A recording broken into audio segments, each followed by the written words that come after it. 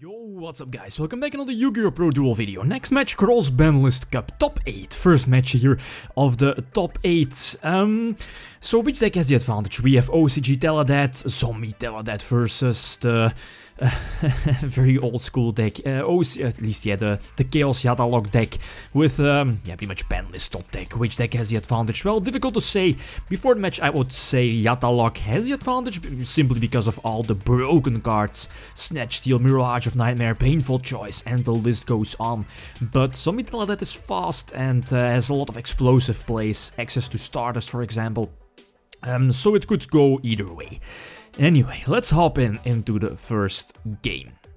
Alright, first duel, and I think my opponent gets to start. Yeah, my opponent is playing with Chaos Yata lock, I'm playing with Zombie Tele-Undead. He gets to start, so setting 2 and setting 1 monster. So that's an okay opening for him. My opening isn't really too great. Well, I eventually decide to go for Crush Card. Crush Card is okay against Chaos Yata. Okay, I can possibly hit Kaiku, his bigger monsters, DD Warrior Lady for example, Breaker in this case, but it also bypasses the cards like Magician of Fate, his recruiters like Shining Angel, Sangan, Witch of the Black Forest in this case, his flip effect monsters, so... eventually due to the Imperial Order, one of the best traps, floodgates here in the game, banned for a good reason. Because of that I eventually decide to just go for it, to go for Hades and maybe make some small comeback with Hades negating the Witch of the Black Forest, hopefully no Mirror Force or Book of Moon. And yeah, we know, I believe, his hand thanks to the Crush Card virus, and he still has I believe one unknown set card, but from previous turn we know it's not the Mirror Force, so eventually go for the starters as well. But eventually I'm going to attack into his Go tokens, and that kind of blows. But because yeah, I think we know due to the Crush Card, we know he has a Snatch Steal, so I probably should have went for Plague Spreader instead. Well, yeah, I was pushing for a game here. He makes a minor mistake with the Mystical Space Typhoon. Obviously, I'm going to Stardust, negating the Typhoon on his Mirage, since now I believe he has to discard 3 at random, and Snatch Steal is discarded as well. If he kept the MST, he would have had an extra target to discard at random, and he still would have had a chance with the possible Snatch Steal, but in the end I don't think it would have mattered that much. Still at a nice grave. And game number 2, this is such a filthy game. All that card advantage, like set everything, draw tons of cards with Mirage of Nightmare, Graceful Charity into Demok. And now also setting the Charity as well to draw 3 cards off of your Mirage of Nightmare. If he draws into MST, he can just ring my monster and then use Typhoon in his draw phase for example, or the standby phase to pop his own Mirage.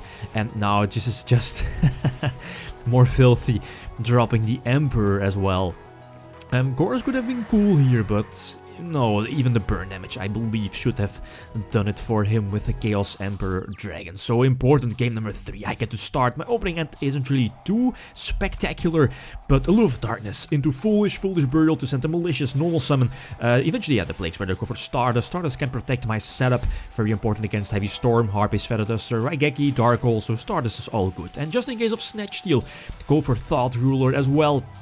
So he would have been forced, or if he has Snatch Steal, he is just forced to, if he wants to activate it, that is to take control of the Stardust. So he takes a lot of damage. I gain life points thanks to Thought Ruler's effect and DD Warrior Lady banishing the Thought Rule. And again, he has a Mirage of Nightmare, draw into Goblin Zombie, which is okay, but I believe 2 unknown sets. Yeah, the first one here is Mystical Space Typhoon on the card of save return, so no draw, but to go for Brionek. He only has 1 set, which again is the Imperial Order, but Brionek, as broken as it is, not once per turn. Eventually I can search my Mizuki every time when my Goblin Zombie is used for a Synchro Summon, so I bounce back his Imperial Order, the unknown face down set, bounce back the Snatch Steal, and now, very cool, I can special summon everything, and eventually attack for a game. So a bit unexpected, very certain.